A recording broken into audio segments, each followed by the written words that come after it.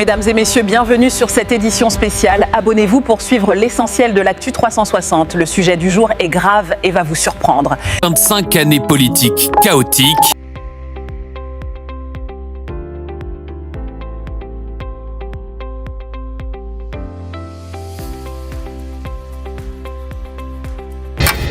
Je souhaite que l'année qui s'ouvre soit celle du ressaisissement collectif, qu'elle permette la stabilité. Mais les vœux du président n'auront pas été exaucés, car l'année se termine comme elle a commencé, sans budget. Emmanuel Macron plaçait alors ses espoirs en un nouveau Premier ministre, François Bayrou. Vanté comme fin négociateur, il parvient en février à sauver sa peau après avoir monnayé la non-censure avec les socialistes. Le pays a besoin d'un budget. Mais le répit n'est que de courte durée. Conclave raté sur les retraites, affaire Bétaram et budget rejeté de toutes parts, le Béarnais joue à la rentrée son va-tout sur un vote de confiance des députés. Notre pronostic vital est engagé. Résultat, fatal. Le Premier ministre doit remettre au président de la République la démission du gouvernement. Et son successeur Sébastien Lecornu ne débutera guère mieux. Après 26 jours de consultations et de casting, son premier gouvernement durera 14 heures seulement, après le divorce avec Bruno Retailleau. Les conditions n'étaient plus remplies pour que je puisse exercer ces fonctions de Premier ministre. Finalement reconduit. 3 mois plus tard, il est toujours à son poste, au prix d'un renoncement au 49.3 et d'une suspension de la réforme des retraites, pourtant chère à son camp. Épilogue d'une année politiquement chaotique à la tête de l'État. En 2025, 62 personnes auront occupé un poste ministériel. L'image marquante de l'année, c'est aussi celle-ci. Un ex-président en route vers la prison.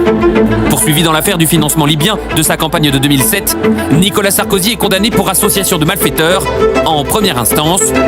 La haine n'a donc décidément aucune limite. Et incarcéré pendant 20 jours à la prison de la Santé. Une injustice selon lui, il dénonce des juges politisés.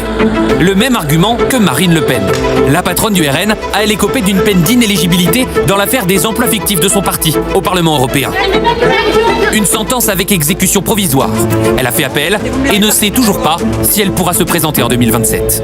Ce n'est pas une décision de justice, c'est une décision politique. De quoi renforcer la popularité de son dauphin, Jordan Bardella, qui devient son héritier et potentiel rival. Année difficile aussi sur le plan personnel pour la députée d'extrême droite, avec la disparition en janvier de son père et mentor en politique. La prochaine présidentielle qui explique peut-être à l'explosion de la gauche ces derniers mois. Le divorce est consommé entre LFI et le PS. Les Insoumis accusant les socialistes d'être la béquille du macronisme. Nous avons montré qu'il y a une gauche qui est utile aux Français et qui continuera à l'être. Les socialistes accusant les Insoumis de flirter avec l'antisémitisme. La laïcité de l'État est fondatrice pour nous. Notre mouvement n'acceptera jamais l'entrisme religieux. Des divisions et des ambitions présidentielles qui se bousculent avec d'autres à gauche, comme au centre, et à droite, à moins d'1 an et demi du scrutin. Rare unanimité dans une année troublée, la panthéonisation de Robert Badinter. Tous ou presque étaient là en ce jour d'hommage à celui qui mit fin à la peine de mort en France. Comme si en 2025, seul le passé et les grands hommes avaient réussi à mettre tout le monde d'accord.